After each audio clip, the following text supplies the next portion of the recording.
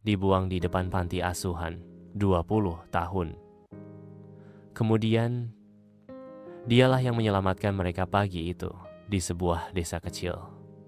Terdengar tangisan bayi, bukan dari dalam rumah, tapi dari depan pagar panti asuhan yang sudah reot. Di sana, dibungkus selimut tipis, seorang bayi dibiarkan sendiri, tanpa nama, tanpa pesan.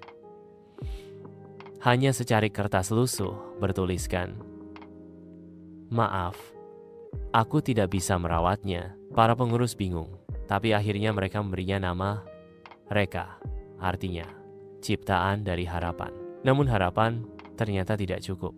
Reka tumbuh tanpa pelukan ibu, tanpa pelukan ayah. Setiap ulang tahun, tidak ada kue, tidak ada lilin, hanya dirinya dan buku-buku bekas di rak usang perpustakaan panti. Anak-anak lain menyebutnya anak pembawa sial, karena sejak ia datang, panti itu makin miskin. Donatur berhenti, bangunan bocor, bahkan pengurusnya mulai percaya. Mungkin benar, anak ini adalah kutukan. Tapi Reka tak pernah membalas. Ia hanya diam dan membantu diam-diam. Ia mencuci piring saat semua tidur. Ia menambal atap pakai karung bekas. Ia menyimpan satu mimpi. Suatu hari, aku akan kembali ke tempat ini. Bukan sebagai beban, tapi sebagai alasan mereka bangkit. Namun kenyataan kejam. Di usia 15, saat panti makin terpuruk, salah satu pengurus menyalahkan Reka saat uang bantuan hilang. Tanpa bukti, tanpa tanya, ia diusir. Hanya membawa tas kecil dan satu buku favoritnya. Jalan menuju tujuan. Malam itu, ia duduk di halte. Hujan turun. Dunia menolaknya. Tapi ia tetap menggenggam buku itu. Ia berbisik, "Aku tidak akan menyalahkan mereka. Aku hanya akan membuktikan aku pantas." Mereka bekerja apa saja. Jadi tukang cuci piring, kuli angkut, bahkan tukang bersih masjid. Di sela-sela istirahat, ia membaca. Terus belajar sendiri, hingga suatu malam, ia membantu seorang tua yang pingsan di jalan. Ternyata, itu adalah dosen IT dari universitas terkenal. Dosen itu kagum dengan kecerdasan Reka yang otodidak. Ia berkata, "Kamu tidak punya ijazah, tapi kamu punya semangat yang lebih dari profesor manapun." Reka pun ditawari beasiswa informal, lalu diberi akses ke komputer dan coding. Dan dari situlah hidupnya berubah. Bertahun-tahun berlalu, Reka menciptakan platform digital bantu anak yatim. Sistem yang membuat bantuan lebih transparan, lebih adil. Bisnis sosialnya meledak. Tapi dia menolak muncul di media, tak mau dikenal. Ia hanya menyimpan satu catatan kecil di dompetnya.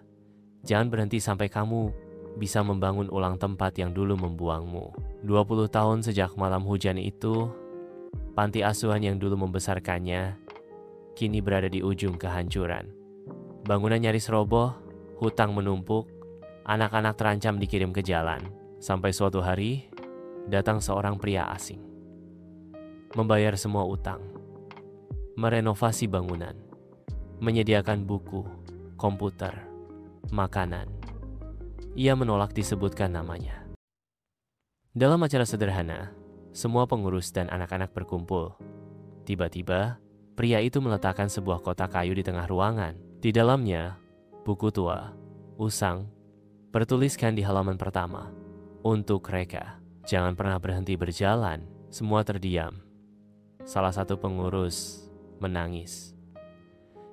Itu buku Reka, anak yang kami buang 20 tahun lalu." Pria itu membuka masker, matanya menatap semua orang.